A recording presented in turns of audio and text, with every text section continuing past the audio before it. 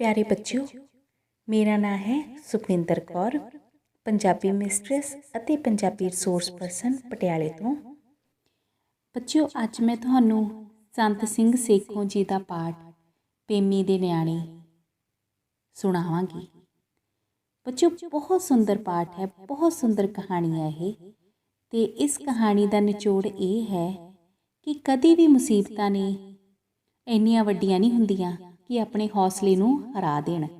ਅਗਰ ਆਪਣੇ ਕੋਲ ਹੌਸਲਾ ਹੈ, ਅਗਰ ਆਪਣੇ ਕੋਲ ਅੰਦਰੂਨੀ ਤਾਕਤ ਹੈ, ਠੀਕ ਹੈ, ਆਤਮ ਵਿਸ਼ਵਾਸ ਹੈ, ਤਾਂ ਆਪਾਂ ਵੱਡੀ ਤੋਂ ਵੱਡੀ ਜੋ ਹਾਰ ਹੈ ਉਸ ਨੂੰ ਵੀ ਮਾਤ ਪਾ ਸਕਦੇ ਹਾਂ, ਵੱਡੀ ਤੋਂ ਵੱਡੀ ਮੁਸੀਬਤ ਨੂੰ ਵੀ ਮਾਤ ਪਾ ਸਕਦੇ ਹਾਂ। ਕਿਉਂਕਿ ਮੁਸੀਬਤਾਂ ਇੰਨੀਆਂ ਤਾਕਤਵਰ ਨਹੀਂ ਹੁੰਦੀਆਂ ਜਿੰਨੀਆਂ ਆਪਾਂ ਮੰਨ ਲੈਂਦੇ ਹਾਂ। ਕਦੇ ਸੁਣਿਆ ਹਨੇਰਿਆਂ ਨੇ ਸਵੇਰਾ ਨਾ ਹੋਣ ਦਿੱਤਾ ਹੋਵੇ? ਬਿਲਕੁਲ ਬੱਚਿਓ, ਕਿ ਹਨੇਰੇ ਕਦੇ ਵੀ ਇੰਨੇ ਤਾਕਤਵਰ ਨਹੀਂ ਹੋ ਸਕਦੇ ਕਿ ਉਹ ਰੌਸ਼ਨੀ ਨੂੰ ਆਉਣ ਤੋਂ ਰੋਕ ਸਕਣ।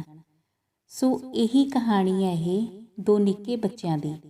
ਉਹਨਾਂ ਦੇ ਸਾਹਮਣੇ ਇੱਕ ਬਹੁਤ ਵੱਡਾ ਹੁੰਦਾ ਏ, ਇੱਕ ਡਰ ਹੁੰਦਾ ਏ ਸੜਕ ਨੂੰ ਪਾਰ ਕਰਨ ਦਾ, ਤੇ ਉਹ ਡਰ ਦੇ ਉੱਪਰ ਉਹ ਜਿੱਤ ਪ੍ਰਾਪਤ ਕਰਦੇ ਨੇ ਹੌਸਲੇ ਨਾਲ, ਅੰਦਰੂਨੀ ਆਤਮ ਵਿਸ਼ਵਾਸ ਨਾਲ। ਸੋ ਬੱਚਿਓ, ਆਪਾਂ ਵੀ ਇਸ ਤਰ੍ਹਾਂ ਹੀ ਕਰਨਾ ਹੈ। ਆਪਣੇ ਸਾਹਮਣੇ ਜਿਹੇ ਕੋਈ ਵੀ ਰੁਕਾਵਟ ਆਉਂਦੀ ਹੈ, ਕੋਈ ਵੀ ਮੁਸੀਬਤ ਆਉਂਦੀ ਹੈ, ਕਿਸੇ ਤਰ੍ਹਾਂ ਦਾ ਵੀ ਡਰ ਆਉਂਦਾ ਹੈ, ਤਾਂ ਆਪਾਂ ਹਿੰਮਤ ਨਹੀਂ ਹਾਰਨੀ, ਸਗੋਂ ਆਪਣੇ ਆਪ ਨੂੰ ਹੌਸਲਾ ਦੇਣਾ ਹੈ। ਤੇ ਹੌਸਲੇ ਦਾ ਜੋ ਅਹਿਸਾਸ ਹੈ ਉਹ ਹਮੇਸ਼ਾ ਤੁਹਾਨੂੰ ਅੱਗੇ ਤੱਕ ਲੈ ਕੇ ਜਾਏਗਾ ਤੇ ਤੁਹਾਨੂੰ ਜਿੱਤ ਵੀ ਦਿਵਾਏਗਾ। ਡਰ ਦੇ ਅੱਗੇ ਹੀ ਜਿੱਤ ਹੁੰਦੀ ਹੈ। ਜੇ ਆਪਾਂ ਡਰ ਨੂੰ ਹਰਾ ਦਿੰਦੇ ਹਾਂ। ਡਰ ਕੀ ਹੈ ਬੱਚਿਓ? ਡਰ ਇੱਕ ਮਨ ਦੀ ਅਵਸਥਾ ਹੈ। ਡਰ ਕੁਛ ਵੀ ਨਹੀਂ ਹੈ। ਅਗਰ ਆਪਾਂ ਨਹੀਂ ਡਰਦੇ ਤਾਂ ਕੁਛ ਨਹੀਂ, ਡਰਦੇ ਹਾਂ ਤਾਂ ਸਭ ਕੁਛ ਹੈ। ਕਿਉਂਕਿ ਇਹ ਸਿਰਫ ਇੱਕ ਮਨ ਦੀ ਅਵਸਥਾ ਹੈ ਆਪਣੀ, ਹੋਰ ਡਰ ਕੁਛ ਵੀ ਨਹੀਂ ਆ। ਤੇ ਆਓ ਫਿਰ ਦੇਖੀਏ ਆਪਾਂ ਪੇਮੀ ਦੇ ਨਿਆਣੇ ਕਿੱਦਾਂ ਦੇ ਬੱਚੇ ਨੇ ਤੁਹਾਡੇ ਵਰਗੇ, ਹੈ ਨਾ। ਚਲੋ ਫਿਰ ਸ਼ੁਰੂ ਕਰੀਏ ਬੱਚਿਓ ਪਾਠ। 20 ਕੁ ਸਾਲ ਪਹਿਲਾਂ ਦੀ ਗੱਲ ਹੈ। ਮੈਂ 7 ਕੁ ਵਰ੍ਹੇ ਦਾ ਸਾਂ ਤੇ ਮੇਰੀ ਵੱਡੀ ਭੈਣ 11 ਵਰ੍ਹੇ ਦੀ ਸੀ। ਸਾਡਾ ਖੇਤ ਘਰੋਂ ਮੀਲ ਕੁ ਦੀ ਵਿੱਥ 'ਤੇ ਸੀ।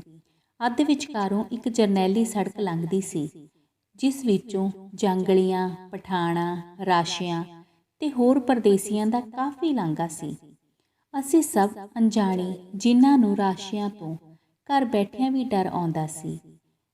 ਇਸ ਸੜਕ ਵਿੱਚੋਂ ਦੀ ਕਿਸੇ ਸਿਆਣੇ ਦੇ ਸਾਥ ਤੋਂ ਬਗੈਰ ਲੰਘਣ ਤੋਂ ਬਹੁਤ ਭੈ ਖਾਂਦੇ ਸਾਂ। ਪਰ ਟੰਟਾ ਇਹ ਸੀ ਕਿ ਇੱਕ ਵੇਲੇ ਬਾਪੂ ਅਤੇ ਕਾਮੇ ਦੀ ਰੋਟੀ ਫੜਾਉਣ ਜ਼ਰੂਰ ਜਾਣਾ ਪੈਂਦਾ ਸੀ ਤੇ ਸਾਡੀ ਅਵਸਥਾ ਹਰ ਰੋਜ਼ ਇੱਕ ਮੁਸ਼ਕਲ ਘਾਟੀ ਲੰਘਣ ਵਾਲੀ ਹੁੰਦੀ ਸੀ।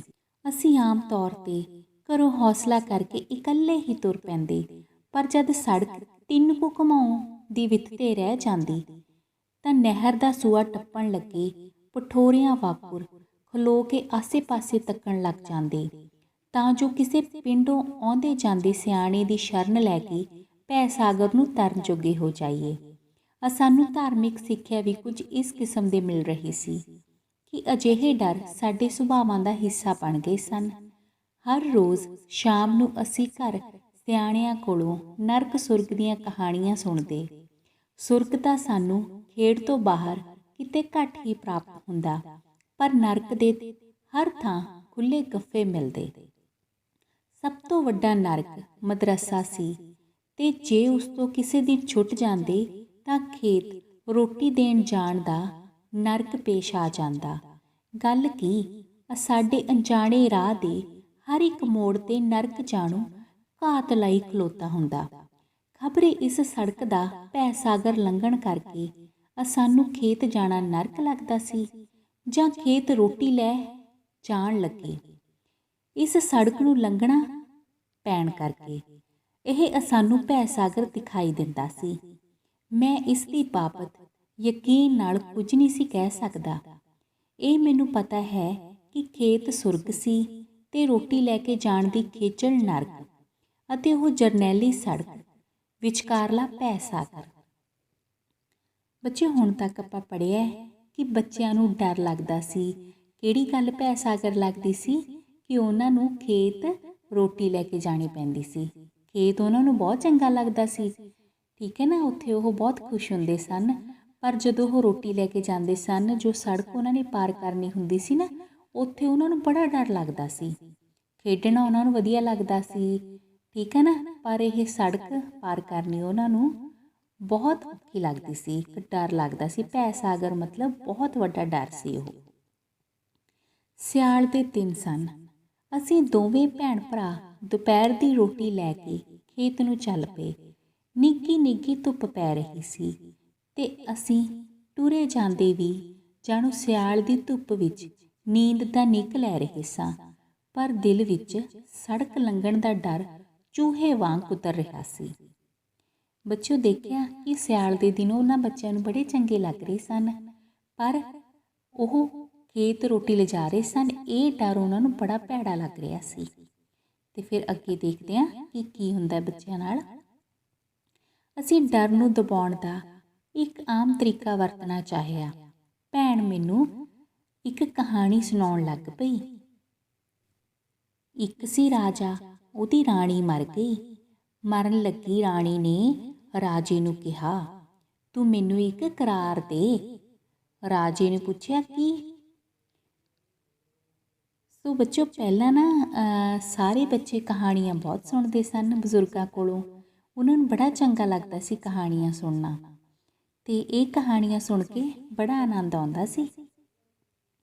ਮੈਂ ਕਹਾਣੀ ਵੱਲੋਂ ਧਿਆਨ ਮੋੜ ਕੇ ਪਿਛਾਂਹ ਪਿੰਡ ਵੱਲ ਨੂੰ ਦੇਖਿਆ ਕਿ ਕਿਤੇ ਕੋਈ ਆਦਮੀ ਸਾਡੇ ਰਾਹ ਜਾਣ ਵਾਲਾ ਆ ਰਿਹਾ ਹੋਵੇ। ਤੇ ਫਿਰ ਅੱਗੇ ਦੇਖਦੇ ਹਾਂ ਕੀ ਹੋਇਆ। ਤੂੰ ਸੁਣਦਾ ਨਹੀਂ ਵੀਰ, ਭੈਣ ਨੇ ਮੇਰੇ ਮੋਢੇ ਨੂੰ ਹਲੂਣ ਕੇ ਆਖਿਆ। ਨਹੀਂ, ਮੈਂ ਸੁਣਦਾ, ਮੈਂ ਭਰਾਵਾਂ ਵਾਲੀ ਗੁਸਤਾਖੀ ਨਾਲ ਜਵਾਬ ਦਿੱਤਾ। ਅੱਛਾ। ਜਦੋਂ ਰਾਣੀ ਮਰਨ ਲੱਗੀ ਤਾਂ ਉਸਨੇ ਰਾਜੇ ਨੂੰ ਸੱਦ ਕੇ ਕਿਹਾ, ਤੂੰ ਮੇਰੇ ਨਾਲ ਕਰਾਰ ਕਰ। ਰਾਜੇ ਨੇ ਪੁੱਛਿਆ, ਕੀ? ਰਾਣੀ ਨੇ ਕਿਹਾ, ਤੂੰ ਹੋਰ ਵਿਆਹ ਨਾ ਕਰਾਈਂ। ਸੱਚ, ਮੈਂ ਦੱਸਣਾ ਭੁੱਲ ਗਈ, ਰਾਣੀ ਦੇ 2 ਪੁੱਤ ਤੇ ਇੱਕ ਧੀ ਵੀ ਸੀਗੇ। ਸਾਨੂੰ ਰਾਜਾ ਤੇ ਰਾਣੀ ਆਪਣੇ ਮਾਂ ਪਿਓ ਵਰਗੇ ਹੀ ਭਾਸਦੇ ਸਨ। ਜੇ ਸਾਡੀ ਮਾਂ ਮਰਨ ਲੱਗੇ ਤਾਂ ਸਾਡੇ ਪਿਓ ਨੂੰ ਵੀ ਇਹ ਵਚਨ ਦੇਣ ਲਈ ਆਖੇ। ਇਹ ਖਿਆਲ ਸਾਡੇ ਅਚੇਤ ਮਨ ਵਿੱਚ ਕੰਮ ਕਰ ਰਿਹਾ ਹੋਵੇਗਾ। ਮੈਨੂੰ ਉਹ ਧੀ ਆਪਣੀ ਭੈਣ ਲੱਗੀ ਤੇ ਉਹਦਾ ਪੁੱਤ ਆਪਣਾ ਆਪ। ਮੇਰੀ ਭੈਣ ਪਿੰਡ ਵੱਲ ਦੇਖ ਰਹੀ ਸੀ। ਸੁਣਾ ਗਾ। ਮੈਂ ਉਸਨੂੰ ਪਹਿਲੀ ਤਰ੍ਹਾਂ ਹੀ ਖਰਮੇ ਬੋਲ ਨਾਲ ਆਖਿਆ। ਰਾਣੀ ਨੇ ਕਿਹਾ, ਬਈ ਮੇਰੇ ਪੁੱਤ ਤੇ ਧੀ ਨੂੰ ਮਤਰੇਈ ਦੁੱਖ ਦੇਊਗੀ। ਭੈਣ ਨੇ ਹੋਰ ਵੀ ਮਿੱਠੀ ਤੇ ਹੋਰ ਵੀ ਤ੍ਰੀਮਤ ਬਣ ਕੇ ਦੱਸਿਆ। ਇਸ ਲਈ ਉਸਨੇ ਰਾਜੇ ਤੋਂ ਇਹ ਕਰਾਰ ਮੰਗਿਆ। ਰਾਜੇ ਨੇ ਕਿਹਾ, ਚੰਗਾ, ਮੈਂ ਕਰਾਰ ਦਿੰਨਾ। ਜਿਵੇਂ ਕਿਤੇ ਜੇ ਰਾਜਾ ਇਹ ਕਰਾਰ ਨਾ ਦਿੰਦਾ ਤਾਂ ਰਾਣੀ ਮਰਨ ਤੋਂ ਨਾ ਕਰ ਦਿੰਦੀ। ਭਾਵੇਂ ਅਸੀਂ ਦੋਹਾਂ ਨੇ ਇਹ ਸੁਣਿਆ ਹੋਇਆ ਸੀ ਕਿ ਦਿਨੇ ਕਹਾਣੀਆਂ ਪਾਉਣ ਨਾਲ ਰਾਹੀ ਰਾਹ ਭੁੱਲ ਜਾਂਦੇ ਹਨ, ਅਸਾਂ ਇੱਕ ਦੂਜੇ ਨੂੰ ਇਹ ਚੇਤਾਵਨੀ ਨਾ ਕਰਵਾਈ ਤੇ ਇਸ ਸੂਝ ਨੂੰ ਆਪਣੇ ਦਿਲਾਂ ਤੇ ਵਿਚਾਰਾਂ ਤੇ ਅਸਰ ਨਾ ਕਰਨ ਦਿੱਤਾ।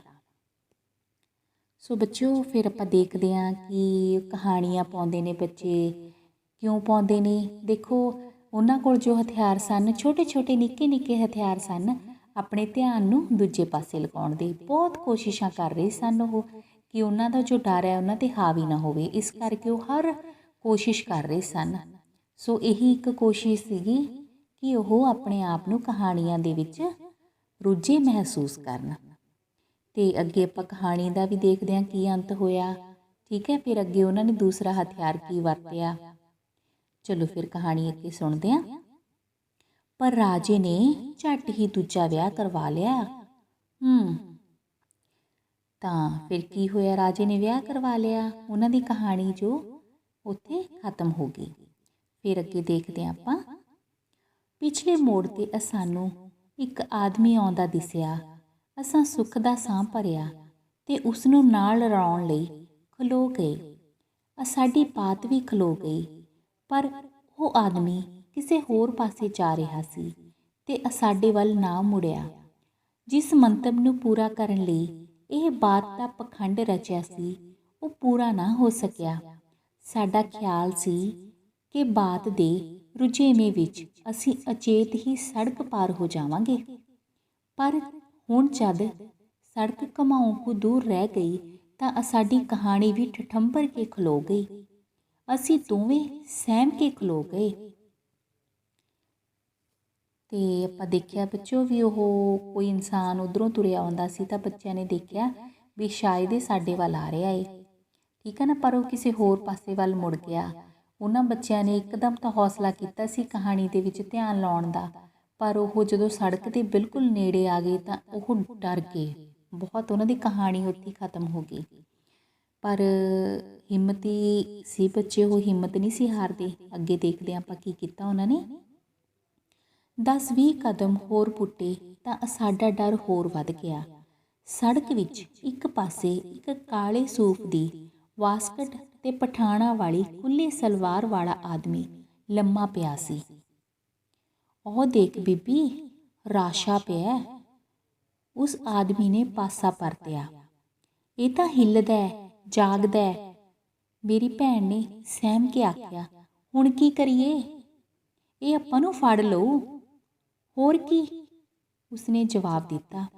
ਅਸੀਂ ਰਾਤ ਨੂੰ ਘਰੋਂ ਬਾਹਰ ਤਾਂ ਘੱਟ ਹੀ ਕਦੀ ਨਿਕਲੇ ਸਾਂ, ਪਰ ਇਹ ਸੁਣਿਆ ਹੋਇਆ ਸੀ ਕਿ ਜੇ ਡਰ ਲੱਗੇ ਤਾਂ ਵਾਹਿਗੁਰੂ ਦਾ ਨਾਂ ਲੈਣਾ ਚਾਹੀਦਾ ਹੈ, ਫਿਰ ਡਰ ਹਟ ਜਾਂਦਾ ਹੈ। ਆਪਾਂ ਵੀ ਵਾਹਿਗੁਰੂ ਵਾਹਿਗੁਰੂ ਕਰੀਏ। ਵਾਹਿਗੁਰੂ ਤੋਂ ਤਾਂ ਭੂਤ ਪ੍ਰੇਤ ਹੀ ਡਰਦੇ ਨੇ, ਆਦਮੀ ਨਹੀਂ, ਮੇਰੀ ਭੈਣ ਨੇ ਕਿਹਾ। ਮੈਂ ਮੰਨ ਗਿਆ। ਸੜਕ ਵਿੱਚ ਪਿਆ ਰਾਸ਼ਾ ਤਾਂ ਆਦਮੀ ਸੀ, ਉਹ ਰੱਬ ਤੋਂ ਕਦ ਡਰਨ ਲੱਗਾ ਸੀ। ਤਾਂ ਫੇਰ ਹੁਣ ਕੀ ਕਰੀਏ? ਅਸੀਂ 5-7 ਮਿੰਟ ਸਹਿਮ ਕੇ ਖਲੋਤੇ ਰਹੇ। ਹਾਲੇ ਵੀ ਸਾਡੇ ਦਿਲਾਂ ਵਿੱਚ ਆਸ ਸੀ ਕਿ ਕੋਈ ਆਦਮੀ ਇਸ ਰਾਸ਼ੀ ਨੂੰ ਡਰਾਉਣ ਵਾਲਾ ਸਾਡੇ ਨਾਲ ਆ ਮਿਲੇਗਾ, ਪਰ ਇਹ ਆਸ ਪੂਰੀ ਹੁੰਦੀ ਨਾ ਦਿਸੀ। ਅਸੀਂ ਇੱਕ ਦੂਸਰੇ ਦੇ ਮੂੰਹ ਵੱਲ ਤੱਕਦੇ ਰਹੇ, ਪਰ ਅਜਿਹੇ ਸਮੇਂ ਅਸੀਂ ਉਸ ਵੇਲੇ ਇੱਕ ਦੂਸਰੇ ਦੇ ਚਿਹਰਿਆਂ ਵਿੱਚ ਕੀ ਲੱਭ ਸਕਦੇ ਸਾਂ? ਸਾਡਾ ਭੁਲੱਪਣ, ਸਾਡੀ ਏਕਤਾ ਬੇਕਰਾਰ ਹੋਏ ਖਲੋਤੇ ਸਨ। ਕੁਝ ਮਿੰਟਾਂ ਬਾਅਦ ਮੇਰਾ ਰੋਣਾ ਨਿਕਲ ਗਿਆ। ਮੇਰੀ ਭੈਣ ਨੇ ਪੱਲੇ ਨਾਲ ਮੇਰੇ ਅੱਥਰੂ ਪੂੰਝਦਿਆਂ ਆਖਿਆ, ਨਾ ਵੀਰ, ਰੋਣਾ ਕਿਉਂ ਹੈ? ਆਪਾਂ ਇੱਥੇ ਖੜੋਨੇ ਆ, ਹੁਣੇ ਪਿੰਡੋਂ ਕੋਈ ਆ ਜਾਊ। ਅਸੀਂ ਕੁਝ ਕਦਮ ਸੜਕ ਵੱਲ ਪੁੱਟੇ, ਫਿਰ ਖਲੋ ਗਏ ਤੇ ਫਿਰ ਉਹੀ 5 ਕਦਮ ਮੁੜ ਆਏ। ਅੰਤ ਮੇਰੀ ਭੈਣ ਨੇ ਕੁਝ ਵਿਚਾਰ ਬਾਅਦ ਕਿਹਾ, ਆਪਾਂ ਕਹਾਂਗੇ ਅਸੀਂ ਤਾਂ ਪੇਮੀ ਦੇ ਨਿਆਣੇ ਆ, ਸਾਨੂੰ ਨਾ ਫੜ। ਉਸ ਦੇ ਮੂੰਹ ਵਿੱਚੋਂ ਪੇਮੀ ਸ਼ਬਦ ਬੜਾ ਮਿੱਠਾ ਨਿਕਲਦਾ ਹੁੰਦਾ ਸੀ, ਤੇ ਹੁਣ ਤਾਂ ਜਦ ਉਹ ਮੇਰੇ ਵੱਲ ਝੁਕ ਕੇ ਮੈਨੂੰ ਤੇ ਆਪਣੇ ਆਪ ਨੂੰ ਦਿਲਾਸਾ ਦੇ ਰਹੀ ਸੀ, ਉਹ ਖੁਦ ਪੇਮੀ ਬਣੀ ਹੋਈ ਸੀ। ਮੇਰੇ ਦਿਲ ਨੂੰ ਢਾਰਸ ਵੱਜ ਗਈ। ਰਾਸ਼ੇ ਨੂੰ ਜਦ ਪਤਾ ਲੱਗੇਗਾ ਕਿ ਅਸੀਂ ਪੇਮੀ ਦੇ ਨਿਆਣੇ ਹਾਂ ਤਾਂ ਉਹ ਸਾਨੂੰ ਕੁਝ ਨਹੀਂ ਆਖੇਗਾ, ਨਹੀਂ ਪਕੜੇਗਾ। ਜਿਵੇਂ ਕੰਬਦਾ ਹਿਰਦਾ ਤੇ ਥਿੜਕਦੇ ਪੈਰ ਵਾਹਿਗੁਰੂ ਵਾਹਿਗੁਰੂ ਕਹਿੰਦੇ ਸ਼ਮਸ਼ਾਨ ਭੂਮੀ ਵਿੱਚੋਂ ਗੁਜ਼ਰ ਜਾਂਦੇ ਹਨ, ਉਵੇਂ ਹੀ ਅਸੀਂ ਪੇਮੀ ਦਾ ਨਾਂ ਲੈ ਕੇ ਸੜਕ ਪਾਰ ਹੋ ਗਏ। ਰਾਸ਼ਾ ਉਸੇ ਤਰ੍ਹਾਂ ਉੱਥੇ ਹੀ ਪਿਆ ਰਿਹਾ। ਸੋ ਆਪਾਂ ਦੇਖਿਆ ਬੱਚੋ ਕਿ ਉਹ ਬੱਚਿਆਂ ਨੂੰ ਕਿੰਨਾ ਡਰ ਲੱਗ ਰਿਹਾ ਸੀ। ਪਹਿਲਾਂ ਤਾਂ ਉਹਨਾਂ ਨੇ ਉਹ ਕਹਾਣੀ ਪਾਈ ਰਾਜੇ ਰਾਣੀ ਵਾਲੀ ਆਪਣੇ ਡਰ ਨੂੰ ਲੁਕਾਉਣ ਲਈ, ਧਿਆਨ ਹੋਰ ਪਾਸੇ ਕਰਨ ਲਈ, ਪਰ ਫਿਰ ਉਹ ਡਰ ਗਏ। ਫਿਰ ਦੂਸਰੀ ਵਾਰ ਉਹਨਾਂ ਨੇ ਕਿਹਾ ਕਿ ਉਹ ਵਾਹਿਗੁਰੂ ਵਾਹਿਗੁਰੂ ਕਰਨ, ਕਿਉਂਕਿ ਉਹਨਾਂ ਨੇ ਸੁਣਿਆ ਹੋਇਆ ਸੀ ਕਿ ਵਾਹਿਗੁਰੂ ਕਹਿਣ ਨਾਲ ਡਰ ਦੂਰ ਹੋ ਜਾਂਦੇ ਨੇ। ਪਰ ਜੋ ਉਹਨਾਂ ਦਾ ਮਾੜਾ ਪੱਖ ਸੀ, ਉਹਨਾਂ ਦੇ ਦਿਲ ਦਾ ਮਾੜਾ ਪੱਖ ਸੀ, ਫਿਰ ਉਹਨਾਂ 'ਤੇ ਭਾਰੂ ਪੈ ਗਿਆ। ਕਿਉਂਕਿ ਇੱਕ ਆਪਣਾ ਪੱਖ ਚੰਗਾ ਹੁੰਦਾ ਏ ਜੋ ਆਪਣਾ ਹੌਸਲਾ ਹੁੰਦਾ ਏ, ਦੂਸਰਾ ਪੱਖ ਮਾੜਾ ਹੁੰਦਾ ਜੋ ਆਪਣਾ ਡਰ ਹੁੰਦਾ ਏ। ਤਾਂ ਉਹ ਡਰ ਉਹਨਾਂ 'ਤੇ ਭਾਰੂ ਪੈ ਗਿਆ। ਤਾਂ ਉਹਨਾਂ ਨੇ ਕਿਹਾ ਕਿ ਵਾਹਿਗੁਰੂ ਕਹਿਣ ਨਾਲ ਤਾਂ ਭੂਤ ਡਰਦੇ ਨੇ, ਇਨਸਾਨ ਥੋੜ੍ਹੀ ਡਰਦੇ ਨੇ, ਅਸੀਂ ਤਾਂ ਇਨਸਾਨਾਂ ਤੋਂ ਡਰਦੇ ਹਾਂ, ਫਿਰ ਇਹ ਵਾਹਿਗੁਰੂ ਕਹਿਣ ਨਾਲ ਵੀ ਇਹ ਇਨਸਾਨ ਦੂਰ ਨਹੀਂ ਜਾਂਦੇ। ਤਾਂ ਫਿਰ ਉਹ ਬੁਰੀ ਤਰ੍ਹਾਂ ਡਰ ਪਏ ਤੇ ਜੋ ਉਹ ਬੱਚਾ ਸੀ ਉਹ ਰੋਣ ਲੱਗ ਪਿਆ। ਮਤਲਬ ਜੋ ਲੇਖਕ ਜਿਨ੍ਹਾਂ ਨੇ ਸੰਤ ਸਿੰਘ ਸੇਖੋਂ ਜੀ ਨੇ ਇਹ ਕਹਾਣੀ ਲਿਖੀ ਹੈ ਉਹ ਰੋਣ ਲੱਗ ਪਏ। ਤਾਂ ਉਹਨਾਂ ਦੀ ਭੈਣ ਨੇ ਕਿਹਾ ਕਿ ਰੋ ਨਾ ਵੀਰ, ਆਪਾਂ ਕਹਾਂਗੇ ਵੀ ਅਸੀਂ ਪੇਮੀ ਦੇ ਨਿਆਣੇ ਆ, ਮਤਲਬ ਆਪਣੇ ਮਾਤਾ ਜੀ ਦਾ ਨਾਂ ਲੈਂਦੇ ਨੇ, ਠੀਕ ਹੈ ਨਾ। ਤਾਂ ਵੀ ਹਰ ਕਿਸੇ ਨੂੰ ਪਹਿਲਾਂ ਕਹਿੰਦੇ ਹੁੰਦੇ ਸੀ। ਤਾਂ ਲੇਖਕ ਯਾਦ ਕਰਦਾ ਹੈ ਵੀ ਜਦੋਂ ਉਸਦੀ ਭੈਣ ਪੇਮੀ ਦੇ ਨਿਆਣੇ ਕਹਿੰਦੀ ਹੁੰਦੀ ਸੀ ਤਾਂ ਬੜਾ ਮਿੱਠਾ ਲੱਗਦਾ ਸੀ। ਤਾਂ ਜਦੋਂ ਉਹਨੂੰ ਸਮਝਾ ਰਹੀ ਸੀ ਵੀ ਰੋ ਨਾ ਵੀਰ, ਅਸੀਂ ਪੇਮੀ ਦੇ ਨਿਆਣੇ ਆ, ਇਹ ਕਹਾਂਗੇ, ਤਾਂ ਉਹ ਖੁਦ ਉਸਨੂੰ ਪੇਮੀ ਮਤਲਬ ਆਪਣੀ ਮਾਂ ਦੀ ਤਰ੍ਹਾਂ ਨਜ਼ਰ ਆ ਰਹੀ ਸੀ। ਤਾਂ ਉਹਨਾਂ ਨੇ ਉਦੋਂ ਹੌਸਲਾ ਕੀਤਾ ਵੀ ਜੇ ਸਾਨੂੰ ਕੋਈ ਵੀ ਕੁਛ ਕਹੂਗਾ ਅਸੀਂ ਉਹਨੂੰ ਕਹਿ ਦਾਂਗੇ ਵੀ ਅਸੀਂ ਤਾਂ ਪੇਮੀ ਦੇ ਨਿਆਣੇ ਆ, ਠੀਕ ਹੈ ਨਾ। ਅਤੇ ਇਸ ਤਰ੍ਹਾਂ ਉਹ ਕਹਿੰਦੇ ਕਹਿੰਦੇ ਸੜਕ ਪਾਰ ਕਰ ਗਏ। ਜਿਹੜੇ ਬੰਦੇ ਤੋਂ ਉਹਨਾਂ ਨੂੰ ਡਰ ਲੱਗ ਰਿਹਾ ਸੀ, ਉਹ ਜੋ ਰਾਸ਼ਾ ਪਿਆ ਸੀ, ਲੰਮਾ ਪਿਆ ਸੀ, ਸੁੱਤਾ ਪਿਆ ਸੀ ਨਾ, ਤਾਂ ਉਹ ਉੱਥੇ ਸੀ ਅਤੇ ਉਹਨਾਂ ਦਾ ਡਰ ਖਤਮ ਹੋ ਗਿਆ। ਦੇ ਡਰ ਦੇ ਅੱਗੇ ਉਹਨਾਂ ਦੀ ਜਿੱਤ ਸੀ ਜੋ ਉਹਨਾਂ ਨੂੰ ਖੇਤ ਪਹੁੰਚਾਉਂਦੀ ਸੀ। ਇਸ ਕਰਕੇ ਦੇਖੋ ਬੱਚਿਆਂ ਨੇ ਆਪਣੀ ਜੋ ਜਿੱਤ ਦੀ ਪ੍ਰਾਪਤੀ ਕੀਤੀ ਸੀ। ਦੇਖੋ ਹਰ ਇੱਕ ਅਵਸਥਾ ਦੇ ਵਿੱਚ, ਹਰ ਇੱਕ ਉਮਰ ਦੇ ਵਿੱਚ ਡਰ ਅਲੱਗ-ਅਲੱਗ ਹੁੰਦੇ ਨੇ ਅਤੇ ਉਹ ਡਰ ਬਹੁਤ ਨਿੱਕੇ ਹੁੰਦੇ ਨੇ ਆਪਣੇ ਹੌਸਲੇ ਦੇ ਸਾਹਮਣੇ। ਅਤੇ ਨਿੱਕੇ ਨਿੱਕੇ ਡਰਾਂ ਤੋਂ ਸਾਨੂੰ ਘਬਰਾਉਣਾ ਨਹੀਂ ਚਾਹੀਦਾ। ਅਤੇ ਜਿਸ ਤਰ੍ਹਾਂ ਇਹ ਬੱਚਿਆਂ ਨੇ ਹਥਿਆਰ ਵਰਤੇ ਸੀ, ਉਸੇ ਤਰ੍ਹਾਂ ਆਪਾਂ ਨੂੰ ਵਰਤਣੇ ਚਾਹੀਦੇ ਨੇ ਅਲੱਗ-ਅਲੱਗ ਆਪਣੇ ਕੋਲ ਜੋ ਹੈਗੇ ਨੇ, ਠੀਕ ਹੈ ਨਾ ਬੱਚਿਓ। ਅਤੇ ਆਪਣੇ ਦਿਮਾਗ ਦੇ ਨਾਲ ਮਨ ਨੂੰ ਸਮਝਾ ਕੇ ਅਤੇ ਉੱਧਰ ਧਿਆਨ ਲਗਾਉਣਾ ਚਾਹੀਦਾ ਹੈ। ਜਿਵੇਂ ਸਿਆਣੇ ਕਹਿੰਦੇ ਨੇ ਵੀ ਮਨ ਦਾ ਕੀ ਸਮਝਾਉਣਾ, ਇੱਧਰੋਂ ਪੁੱਟਣਾ ਅਤੇ ਉੱਧਰ ਲਾਉਣਾ, ਠੀਕ ਹੈ ਨਾ। ਇਸ ਤਰ੍ਹਾਂ ਆਪਣੇ ਮਨ ਨੂੰ ਸਮਝਾ ਕੇ ਆਪਾਂ ਨੂੰ ਆਪਣੇ ਡਰਾਂ 'ਤੇ ਜਿੱਤ ਪ੍ਰਾਪਤ ਕਰਨੀ ਚਾਹੀਦੀ ਹੈ। ਅਤੇ ਮੈਨੂੰ ਲੱਗਦਾ ਹੈ ਕਿ ਤੁਹਾਨੂੰ ਪਾਠ ਬੜੀ ਚੰਗੀ ਤਰ੍ਹਾਂ ਸਮਝ ਆਇਆ ਹੈ। ਇਸ ਦੇ ਵਿੱਚ ਕੋਈ ਵੀ ਗੱਲ ਇਹੋ ਜਿਹੀ ਨਹੀਂ ਜਿਹੜੀ ਤੁਹਾਨੂੰ ਸਮਝ ਨਹੀਂ ਆਈ। ਪਰ ਬੱਚਿਓ ਪਾਠ ਸਿਰਫ ਆਪਾਂ ਕਹਾਣੀ ਸਿਰਫ ਆਪਾਂ ਸੁਣਨੀਆਂ ਨਹੀਂ ਹੁੰਦੀਆਂ, ਇਹਨਾਂ ਨੂੰ ਸਿਲੇਬਸ ਲਈ ਨਹੀਂ ਪੜ੍ਹਨਾ ਹੁੰਦਾ। ਆਪਾਂ ਕੀ ਕਰਨਾ ਹੈ ਬੱਚਿਓ, ਇਹਨਾਂ ਨੂੰ ਆਪਣੀ ਜ਼ਿੰਦਗੀ ਦੇ ਵਿੱਚ ਸ਼ਾਮਲ ਕਰਨਾ ਹੈ, ਠੀਕ ਹੈ। ਇਹਨਾਂ ਨੂੰ ਆਪਾਂ ਆਪਣੀ ਜ਼ਿੰਦਗੀ 'ਚ ਸ਼ਾਮਲ ਕਰਾਂਗੇ ਤਾਂ ਆਪਾਂ ਨੂੰ ਕੋਈ ਵੀ ਡਰ, ਕੋਈ ਵੀ ਭੈ ਆਪਣੇ 'ਤੇ ਹਾਵੀ ਨਹੀਂ ਹੋ ਸਕਦਾ। ਕਿਸੇ ਤਰ੍ਹਾਂ ਦੀ ਕਹਾਣੀ ਹੈ ਜੋ ਆਪਾਂ ਨੂੰ ਬੱਚਿਓ ਸਿੱਖਿਆ ਦੇ ਕੇ ਜਾਂਦੀ ਹੈ, ਤਾਂ ਉਹ ਵਾਲੀ ਕਹਾਣੀ ਹੈ ਜਿਹੜੀ ਉਹਦਾ ਸਾਰ ਆਪਣੀ ਜ਼ਿੰਦਗੀ ਦੇ ਵਿੱਚ ਆਪਾਂ ਸ਼ਾਮਲ ਕਰਕੇ, ਠੀਕ ਹੈ, ਆਪਾਂ ਨੂੰ ਆਪਣੀ ਜੋ ਜ਼ਿੰਦਗੀ ਹੈ ਉਹਨਾਂ ਦੇ ਰਾਹਾਂ ਨੂੰ ਆਪਾਂ ਨੂੰ ਆਸਾਨ ਬਣਾਉਣਾ ਚਾਹੀਦਾ, ਠੀਕ ਹੈ ਰਾਜੇ। ਚਲੋ ਫਿਰ ਆ ਜਾਓ ਆਪਾਂ ਅਭਿਆਸ ਕਰੀਏ, ਦੇਖੀਏ ਤੁਹਾਨੂੰ ਸਮਝ ਆਇਆ ਕਿ ਨਹੀਂ ਆਇਆ, ਠੀਕ ਹੈ ਬੱਚਿਓ। ਮੈਂ ਪ੍ਰਸ਼ਨ ਬੋਲਾਂਗੀ ਅਤੇ ਮੇਰੇ ਉੱਤਰ ਦੱਸਣ ਤੋਂ ਪਹਿਲਾਂ ਹੀ ਉਹ ਉੱਤਰ ਤੁਹਾਡੇ ਦਿਮਾਗ ਦੇ ਵਿੱਚ ਆ ਜਾਣੇ ਚਾਹੀਦੇ ਨੇ, ਠੀਕ ਹੈ ਨਾ। ਮੈਨੂੰ ਪੂਰਾ ਯਕੀਨ ਹੈ ਕਿ ਇਸ ਤਰ੍ਹਾਂ ਹੀ ਕਰੋਗੇ ਤੁਸੀਂ। ਚਲੋ ਫਿਰ ਆਪਾਂ ਪਹਿਲਾ ਪ੍ਰਸ਼ਨ ਦੇਖਦੇ ਹਾਂ ਕੀ ਹੈ। ਲੇਖਕ ਅਤੇ ਉਸਦੀ ਭੈਣ ਨੂੰ ਬਚਪਨ ਵਿੱਚ ਹਰ ਰੋਜ਼ ਕਿੱਥੇ ਜਾਣਾ ਪੈਂਦਾ ਸੀ ਅਤੇ ਕਿਉਂ? ਯਾਦ ਆਇਆ ਕੁਛ ਬੱਚਿਓ? ਚਲੋ ਠੀਕ ਹੈ, ਫਿਰ ਮੈਂ ਤੁਹਾਨੂੰ ਦੱਸ ਵੀ ਦਿੰਦੀ ਹਾਂ ਅਤੇ ਮੈਨੂੰ ਪਤਾ ਤੁਹਾਨੂੰ ਯਾਦ ਵੀ ਆ ਗਿਆ। ਲੇਖਕ ਅਤੇ ਉਸਦੀ ਭੈਣ ਨੂੰ ਹਰ ਰੋਜ਼ ਇੱਕ ਵਾਰੀ ਡਰਾਉਣੀ ਜਰਨੈਲੀ ਸੜਕ ਪਾਰ ਕਰਕੇ ਖੇਤ ਵਿੱਚ ਜਾਣਾ ਪੈਂਦਾ ਸੀ, ਕਿਉਂਕਿ ਉੱਥੇ ਉਹਨਾਂ ਨੂੰ ਬਾਪੂ ਅਤੇ ਕਾਮੇ ਦੀ ਰੋਟੀ ਫੜਾਉਣੀ ਹੁੰਦੀ ਸੀ, ਠੀਕ ਹੈ ਬੱਚਿਓ। ਫਿਰ ਆਪਾਂ ਅਗਲਾ ਪ੍ਰਸ਼ਨ ਦੇਖੀਏ। ਬੱਚਿਆਂ ਨੂੰ ਕਿਹੜੀ ਗੱਲ ਭੈ ਸਾਗਰ ਲੱਗਦੀ ਸੀ ਅਤੇ ਕਿਉਂ? ਇਹ ਤਾਂ ਆਪਾਂ ਬਹੁਤ ਚੰਗੀ ਤਰ੍ਹਾਂ ਜਾਣਦੇ ਹਾਂ ਅਤੇ ਫਿਰ ਤੁਹਾਨੂੰ ਉੱਤਰ ਦੱਸ ਦਈਏ। ਚਲੋ ਫਿਰ ਤੁਹਾਨੂੰ ਉੱਤਰ ਦੱਸ ਵੀ ਦਿੰਦੇ ਹਾਂ। ਬੱਚਿਆਂ ਨੂੰ ਜਰਨੈਲੀ ਸੜਕ ਨੂੰ ਪਾਰ ਕਰਨਾ ਭੈ ਸਾਗਰ ਲੱਗਦਾ ਸੀ, ਕਿਉਂਕਿ ਉਸ ਤੋਂ ਜਾਂਗਲੀਆਂ, ਪਠਾਣਾਂ, ਰਾਸ਼ੀਆਂ ਅਤੇ ਹੋਰਨਾਂ ਪਰਦੇਸੀਆਂ ਦਾ ਕਾਫੀ ਲਾਂਘਾ ਸੀ। ਅਤੇ ਅਗਲਾ ਪ੍ਰਸ਼ਨ ਕੀ ਹੈ ਬੱਚਿਓ? ਲੇਖਕ ਕਿਹੜੀਆਂ ਗੱਲਾਂ ਨੂੰ ਨਰਕ ਅਤੇ ਕਿਹੜੀਆਂ ਗੱਲਾਂ ਨੂੰ ਸੁਰਗ ਆਖਦਾ ਹੈ? ਅਤੇ ਇਹ ਵੀ ਬੱਚਿਓ ਆਪਾਂ ਨੂੰ ਪਤਾ ਲੱਗ ਗਿਆ ਵੀ ਕੀ ਕੀ ਚੰਗਾ ਲੱਗਦਾ ਸੀ ਬੱਚਿਆਂ ਨੂੰ। ਚਲੋ ਫਿਰ ਵੀ ਆਪਾਂ ਦੱਸ ਦਿੰਦੇ ਹਾਂ ਤੁਹਾਨੂੰ। ਲੇਖਕ ਖੇਡ ਨੂੰ ਸੁਰਗ ਆਖਦਾ ਸੀ।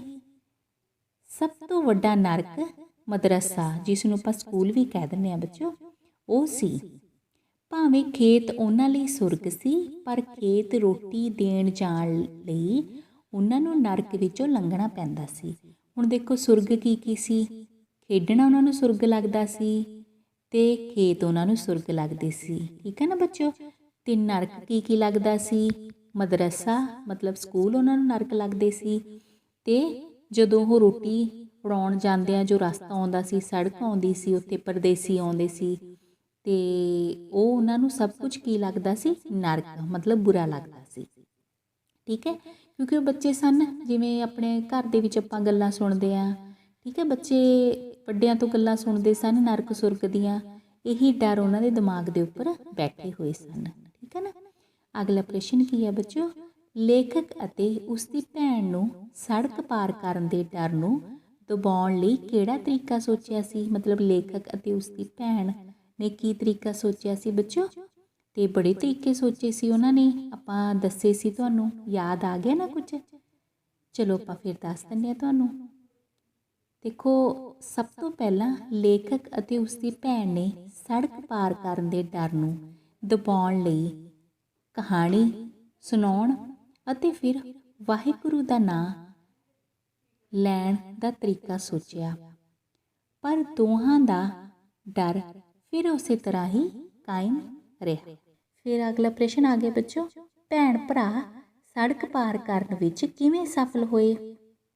ਕਿਵੇਂ ਸਫਲ ਹੋਏ ਸਨ ਬੱਚੋ, ਤੇ ਅੰਤ ਜਦੋਂ ਭੈਣ ਭਰਾ ਦੇ ਸੜਕ ਪਾਰ ਕਰਨ ਦੇ ਡਰ ਨੂੰ ਦਬਾਉਣ ਦੇ ਸਾਰੇ ਤਰੀਕੇ ਫੇਲ ਹੋ ਗਏ, ਠੀਕ ਹੈ ਨਾ, ਤਾਂ ਰੋਂਦੇ ਭਰਾ ਨੂੰ ਉਸਦੀ ਭੈਣ ਨੇ ਕਿਹਾ ਕਿ ਉਹ ਕਹਿਣਗੇ ਕਿ ਉਹ ਪੇਮੀ ਦੇ ਨਿਆਣੇ ਹਨ, ਰਾਸ਼ਾ ਉਹਨਾਂ ਨੂੰ ਨਾ ਫੜੇ। ਇਸ ਤਰ੍ਹਾਂ ਉਹ ਪੇਮੀ ਦਾ ਨਾਂ ਲੈ ਕੇ ਸੜਕ ਪਾਰ ਕਰਨ ਵਿੱਚ ਸਫਲ ਹੋ ਗਏ। ਠੀਕ ਹੈ ਬੱਚੋ, ਜਿਹੜਾ ਰਾਸ਼ਾ ਉੱਥੇ ਬੈਠਾ ਸੀ, ਪਰਦੇਸੀ ਬੈਠਾ ਸੀ, ਪਿਆ ਸੀ, ਮਤਲਬ ਉਹਨਾਂ ਤੋਂ ਨਾ ਡਰ ਲੱਗਦਾ ਸੀ। ਠੀਕ ਹੈ। ਸੋ ਪ੍ਰਸ਼ਨ ਕਰ ਲਏ ਆਪਾਂ ਨੇ, ਤੇ ਹੁਣ ਆਪਾਂ ਬੱਚਿਓ ਵਾਕਾਂ ਵਿੱਚ ਵਰਤੋਂ ਕਰੀਏ।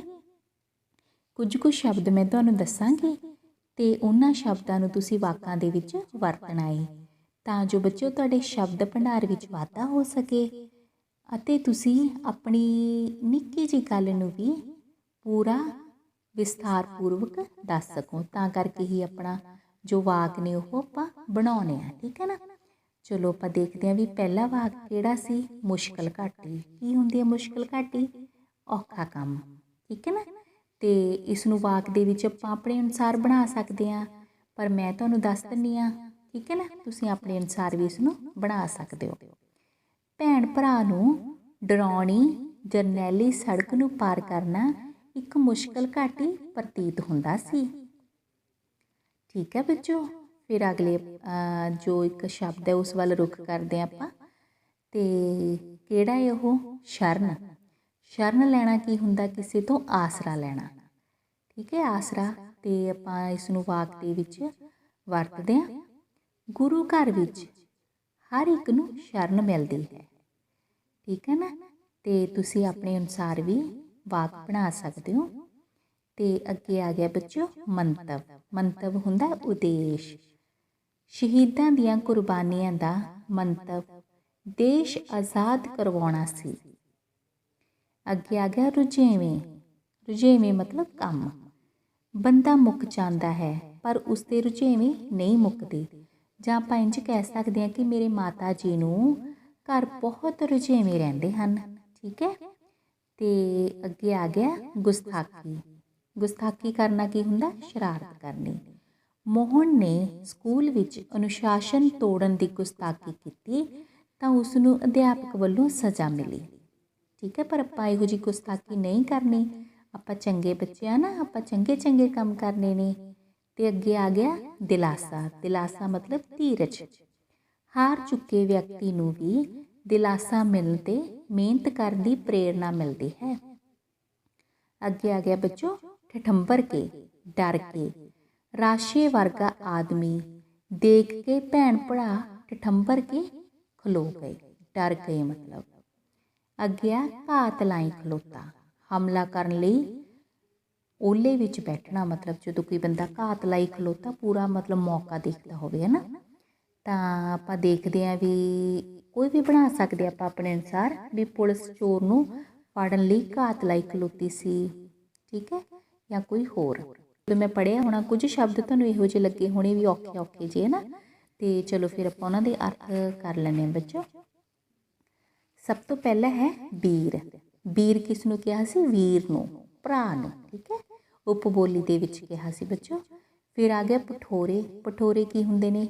ਮੇਮਣੇ, ਲੇਲੇ, ਛੇਲੇ। ਠੀਕ ਹੈ। ਫਿਰ ਵਾਕੁਰ ਕੀ ਹੈ? ਵਾਂਗ।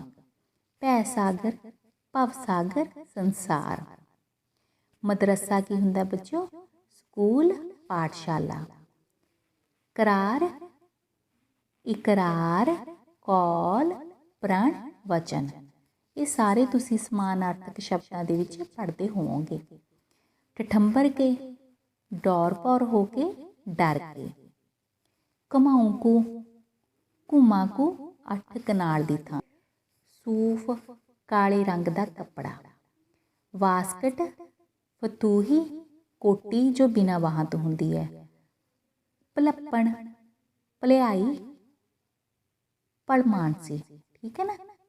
अगे आ गया बेकरार, बेचैन, व्याकुल। ठीक है, व्याकुल होना आपां कह दिंदे आ। ढारस, दिलासा, धीरज, तसल्ली। सो बच्चों ये सन औखे शब्दां दे अर्थ। ठीक है, देखो आपां पाठ भी पढ़ लिया ते आपां वाकां दे विच भी वरत लिया, औखे शब्दां दे अर्थ भी कर लए। हुण तां बच्चों नूं सारा कुछ करना आ गया। ठीक है, सब कुछ वो समझ गए ने। आपां पाठ पढ़िया सी पेमी दे नियाणे। लेखक दा नाम सी बच्चों संत सिंह सेखों जी। ठीक है, पंजाबी साहित्य दे नाल जुड़िया करो बच्चों। बहुत अमीर ਸਾਹਿਤ ਆਪਣਾ ਆਪਣੇ ਵਿਰਸੇ ਦੇ ਵਿੱਚ ਬੜਾ ਕੁਝ ਪਿਆ। ਆਪਣੇ ਸਾਹਿਤ ਦੇ ਵਿੱਚ ਬੜੀਆਂ ਚੰਗੀਆਂ ਚੰਗੀਆਂ ਕਹਾਣੀਆਂ, ਨਾਵਲ, ਇਕਾਂਗੀਆਂ, ਨਾਟਕ ਪਏ ਨੇ। ਠੀਕ ਹੈ, ਇਹਨਾਂ ਨੂੰ ਪੜ੍ਹਿਆ ਕਰੋ। ਧੰਨਵਾਦ ਬੱਚਿਓ, ਧਿਆਨ ਰੱਖੋ ਆਪਣਾ।